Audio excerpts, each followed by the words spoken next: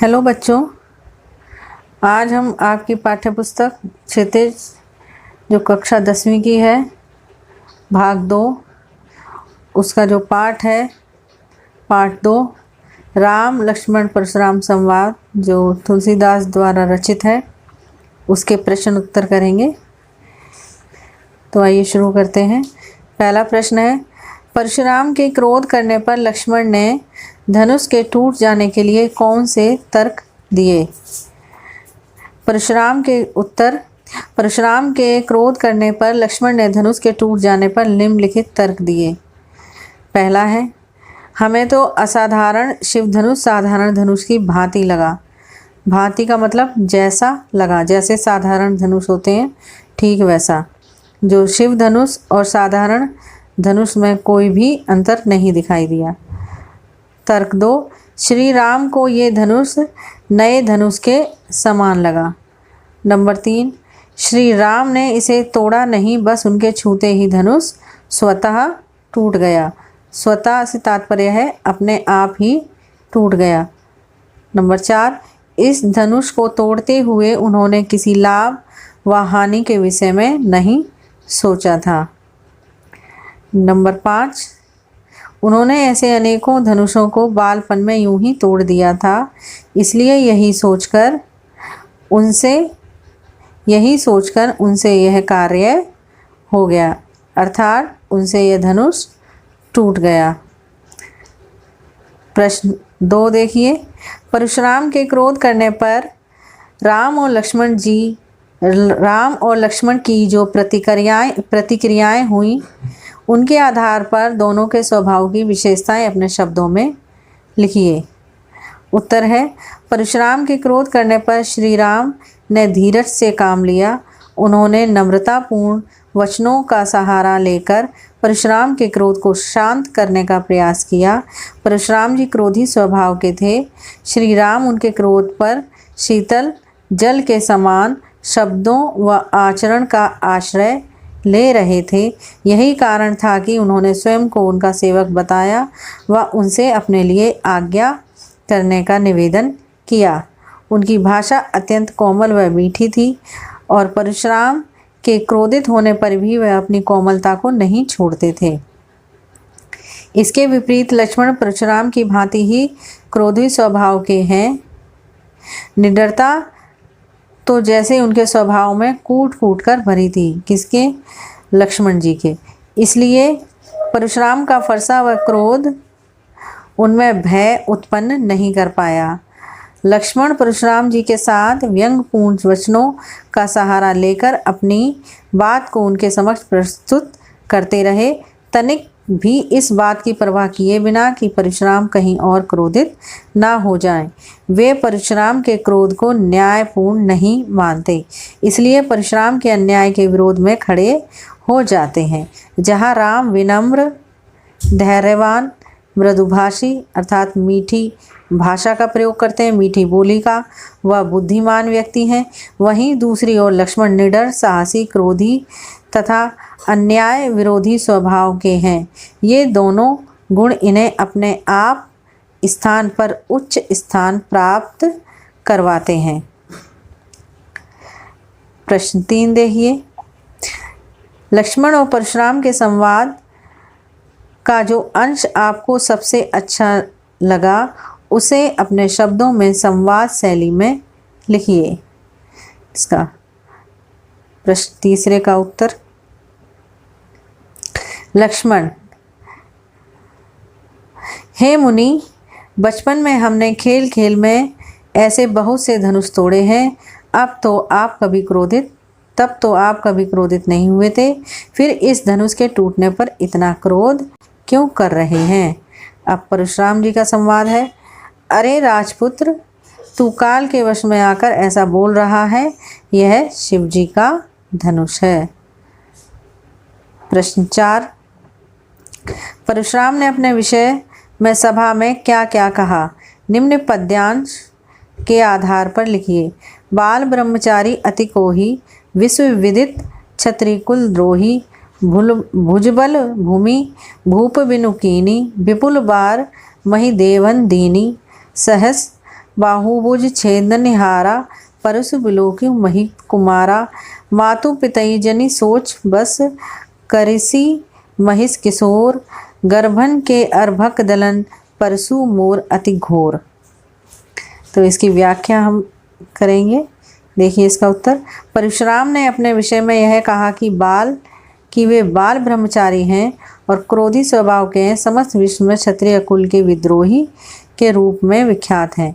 वे आगे बड़े अभिमान से अपने विषय में बताते हुए कहते हैं, उन्होंने अनेक बार पृथ्वी को क्षत्रियों से विहीन कर इस पृथ्वी को ब्राह्मणों को दान में दिया है और अपने हाथ में धारण इस फरसे से सहस्त्र भावों के बाहों को काट डाला है। इसलिए हे नरेश पुत्र, मेरे इस फरसे को भली भांति देख लो राजकुमार, तू क्यों अपने माता पिता को सोचने पर विवश कर रहा है? मेरे इस फरसे की भयानकता गर्भ में पल रहे शिशुओं को भी नष्ट कर देती है। आइए करते हैं प्रश्न 5। लक्ष्मण ने वीर योद्धा की क्या क्या विशेषताएं बताई हैं? लक्ष्मण ने वीर योद्धा की निम्नलिखित विशेषताएं बताई हैं। नंबर 1, वीर पुरुष स्वयं अपनी वीरता का बखान नहीं करते, अपितु वीरतापूर्ण कार्य स्वयं वीरों का बखान करते हैं। नंबर 2, वीर पुरुष स्वयं पर कभी अभिमान नहीं करते, वीरता का व्रत धारण करने वाले वीर पुरुष धैर्यवान और क्षोभ रहित होते हैं। नंबर 3, वीर पुरुष किसी के विरुद्ध गलत शब्दों का प्रयोग नहीं करते, अर्थात दूसरों को सदैव समान रूप से आदर व सम्मान करते हैं। नंबर 4, वीर पुरुष दीनहीन ब्राह्मण व गायों दुर्बल व्यक्तियों पर अपनी वीरता का प्रदर्शन नहीं करते। दीनहीन का मतलब जो गरीब होते हैं या दुखी होते हैं, ब्राह्मण व गायों और दुर्बल व्यक्तियों पर अर्थात जो निर्बल होते हैं, जो कमज़ोर होते हैं, उन व्यक्तियों पर अपनी वीरता का प्रदर्शन नहीं करते। उनसे हारना व उनको मारना वीर पुरुषों के लिए वीरता का प्रदर्शन होकर पाप का भागीदार होना है।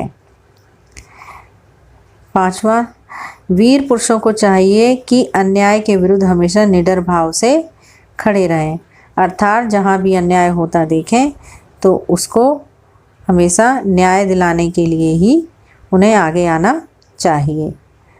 नंबर 6, किसी के ललकारने पर वीर पुरुष कभी पीछे कदम नहीं रखते।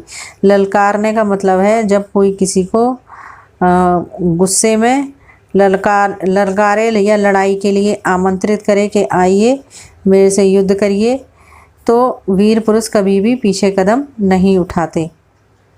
वह यह नहीं देखते कि उनके आगे कौन है, वह निडरता से पूर्वक उसका जवाब देते हैं, अर्थात निडरता से उसका जवाब देते हैं। बिना किसी डर के वे आगे बढ़ जाते हैं, ये सोचे बगैर कि आगे युद्ध में उनकी हार होगी या जीत होगी। देखते हैं प्रश्न 5। प्रश्न 5 का उत्तर था ये। देखते हैं प्रश्न 6। साहस और शक्ति के साथ विनम्रता हो तो बेहतर है, इस कथन पर अपने विचार लिखिए। उत्तर देखिए। साहस और शक्ति ये दो गुण एक व्यक्ति को वीर बनाते हैं। यदि किसी व्यक्ति में साहस विद्यमान है तो शक्ति स्वयं ही उसके आचरण में आ जाएगी, परंतु जहाँ तक एक व्यक्ति को वीर बनाने में सहायक गुण होते हैं, वहीं दूसरी ओर इनकी अधिकता एक व्यक्ति को अभिमानी व उद्दंड बना देती है। कारणवश या अकारण वे इसका प्रयोग करने लगते हैं, परंतु यदि विनम्रता इन गुणों के साथ आकर मिल जाती है तो वह उस व्यक्ति को श्रेष्ठतम वीर की श्रेणी में ला देती है, जो साहस और शक्ति वह अहंकार का समावेश करती है। विनम्रता उसमें सदाचार व मधुरता भर देती है, वह किसी भी स्थिति को सरलता पूर्वक शांत कर सकती है। जहाँ परशुराम जी साहस व शक्ति का संगम है, वहीं राम विनम्रता साहस व शक्ति का संगम है। उनकी विनम्रता के आगे परशुराम जी के अहंकार को भी नतमस्तक होना पड़ा, नहीं तो लक्ष्मण जी के द्वारा परशुराम जी को शांत करना संभव नहीं था। प्रश्न 7 देखिए, भाव स्पष्ट करना है इसमें। अर्थात इनकी व्याख्या करनी है, इनका भाव स्पष्ट करना है। चलिए देखते हैं। बिहसी लखुन बोले मृदुबानी, अहो मुनीषु महाभटमानी, पुनि पुनि मोहि देखाव कुठारू, चहत उड़ावन फूंकू पहारू। उत्तर है प्रसंग। प्रस्तुत पंक्तियां तुलसीदास द्वारा रचित रामचरितमानस से ली गई हैं। उक्त पंक्तियों में लक्ष्मण जी द्वारा परशुराम जी के बोले हुए अपशब्दों का प्रति उत्तर दिया गया है। भाव यह है कि लक्ष्मण जी मुस्कुराते हुए मधुर वाणी में परशुराम पर व्यंग कसते हुए कहते हैं कि हे मुनि, आप अपने अभिमान के वश में हैं। मैं इस संसार का श्रेष्ठ योद्धा हूँ। आप मुझे बार बार अपना फरसा दिखाकर डरा रहे हैं। आपको देखकर तो ऐसा लगता है मानो फूंक से पहाड़ उड़ाने का प्रयास कर रहे हों। अर्थात जिस तरह एक फूंक से पहाड़ नहीं उड़ सकता, उसी प्रकार मुझे बालक समझने की भूल मत कीजिए कि मैं आपके इस फरसे को देखकर डर जाऊंगा। अगला देखिए।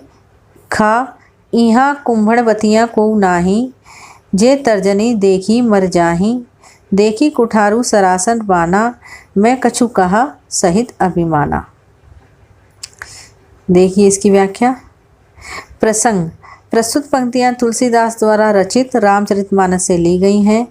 उक्त पंक्तियों में लक्ष्मण जी द्वारा परशुराम जी के बोले हुए अपशब्दों का प्रत्युत्तर दिया गया है। भाव यह है कि लक्ष्मण जी अपनी वीरता और अभिमान का परिचय देते हुए कहते हैं कि हम कोई कुंभड़बतियाँ नहीं हैं जो किसी की भी तर्जनी देखकर मूर्छा जाएं। मैंने फरसे और धनुष बाण को अच्छी तरह से देख लिया है, इसलिए ये सब आपसे अभिमान सहित कह रहा हूँ।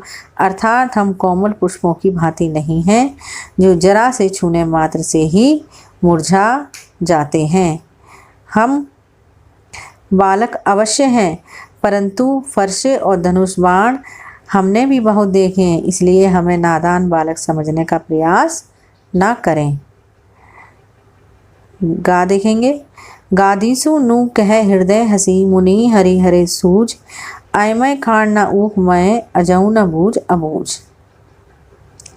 इसकी व्याख्या करेंगे। प्रसंग। प्रस्तुत पंक्तियां तुलसीदास द्वारा रचित रामचरितमानस से ली गई हैं। उक्त पंक्तियों में परशुराम जी द्वारा बोले गए वचनों को सुनकर विश्वामित्र मन ही मन परशुराम जी की बुद्धि और समझ पर तरस खाते हैं।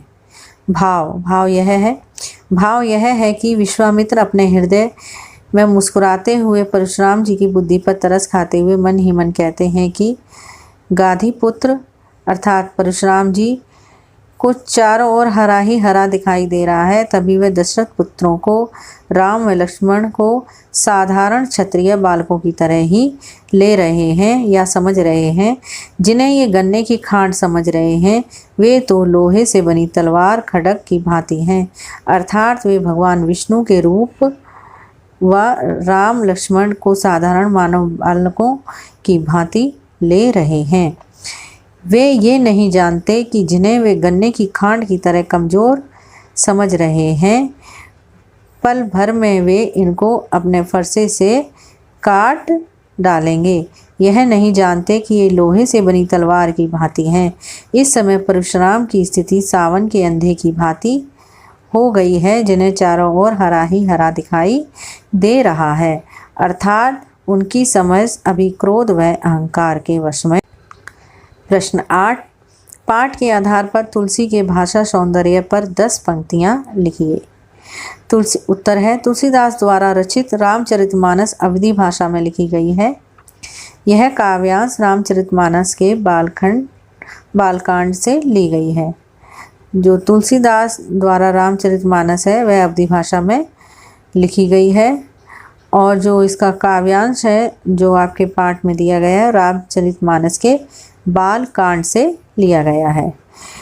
इसमें अवधी भाषा का शुद्ध रूप में प्रयोग देखने को मिलता है। तुलसीदास ने इसमें दोहा, छंद, चौपाई का बहुत ही सुंदर प्रयोग किया है, जिसके कारण काव्य के सौंदर्य तथा आनंद में वृद्धि हुई है और भाषा में लयबद्धता बनी रही है। तुलसीदास जी ने अलंकारों के सटीक प्रयोग से इसकी भाषा को और भी सुंदर व संगीतात्मक बना दिया है।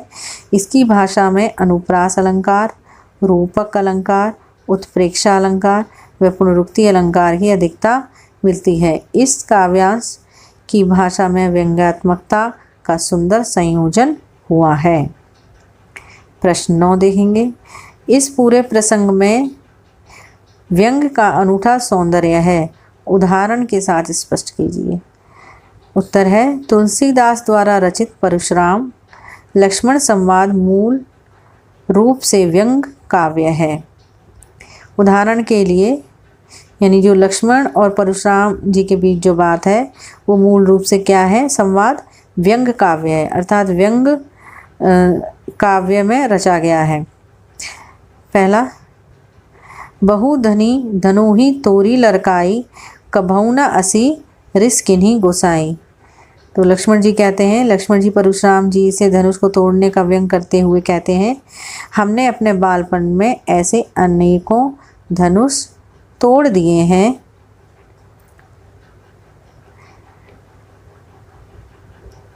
हम पर कभी क्रोध नहीं किया। अर्थात हमने बचपन में ऐसे कई धनुष तोड़े हैं, लेकिन आपने हम पे कभी बचपन में ऐसा क्रोध कभी नहीं किया। दूसरा है, मातु पितई जनि सोच बस करसी महिष किशोर, गर्भन के अर्भक दलन परसु मोर अति घोर। परशुराम जी क्रोधित होकर लक्ष्मण से कहते हैं, अरे राजा के बालक, तू अपने माता पिता को सोच के वश में ना कर, मेरा फरसा बड़ा भयानक है, यह गर्भों के बच्चों का भी नाश करने वाला है। तीसरा उदाहरण है, गाधी सिंह नु कहे हृदय हसी मुनि ही, हरियरे सूझ आयमय खाड़ना ऊकमय अजौना बूझ अबूझ। यहाँ विश्वामित्र जी परशुराम की बुद्धि पर मन ही मन व्यंग कसते हैं और मन ही मन कहते हैं। परशुराम जी राम लक्ष्मण को साधारण बालक समझ रहे हैं, उन्हें तो चारों ओर हरा ही हरा सूझ रहा है, जो लोहे की तलवार को गन्ने की खांड से तुलना कर रहे हैं। इस समय परशुराम की स्थिति सावन के अंधे की भांति हो गई है, जिन्हें चारों ओर हरा ही हरा दिखाई दे रहा है, अर्थात उनकी समझ अभी क्रोध व अहंकार के वश में है। प्रश्न 10 देखेंगे। निम्नलिखित पंक्तियों में प्रयुक्त अलंकार पहचान कर लिखिए। बालकू बोली बदो नहीं तो ही, अनुप्रास अलंकार। उक्त पंक्ति में बा वर्ण की एक से अधिक बार आवर्ती हुई है, अर्थात जो ऊपर उदाहरण दिया गया है, बालकू बोली बधो नहीं तो ही, इसमें जो बा वर्ड है बालकू में, बोली में बा, बधों में बा, ये बार बार आ रहा है, मतलब इसकी आवर्ती बार बार हुई है, इसलिए इसमें अनुप्रास अलंकार है। खा देखेंगे। कोटि कुलिस सम बचनु तुम्हारा, अनुप्रास अलंकार। उक्त पंक्ति में का वर्ण की एक से अधिक बार आवर्ती हुई है। देखिए, कोटि में का, कुलिस में का, तो बार बार जो का वर्ण है वो आया है, तो फिर ये भी अनुप्रास अलंकार का उदाहरण है। दूसरा देखिए, उपमा अलंकार किसमें है? कोटि कुलिसम वचनु में उपमा अलंकार है, क्योंकि परशुराम जी की जो परशुराम जी के एक एक वचनों को वज्र के समान बताया गया है। अगला है गा। तुम्ह तो कालू हाक जनु लावा, बार बार मोहि लागी बुलावा। उत्प्रेक्षा अलंकार। काल हाक जनु लावा में उत्प्रेक्षा अलंकार है, यहाँ जनु उत्प्रेक्षा का वाचक शब्द है। उदाहरण इसमें दूसरा देखिए, पुनरुक्ति प्रकाश अलंकार है। बार बार में पुनरुक्ति प्रकाश अलंकार है, क्योंकि बार शब्द की 2 बार आवर्ती हुई है, पर अर्थ भिन्नता नहीं है। कहने का मतलब ये कि जो बार बार शब्द 2 बार तो आया है, आवर्ती तो उसकी 2 बार हुई है, लेकिन उसका जो अर्थ है वो एक ही है। अगला देखिए घा। लखन उतर आहुति सरिस, भृगुबर को पुकृसानु, बढ़त देखी जल सम बचन बोले रघुकुल भानु।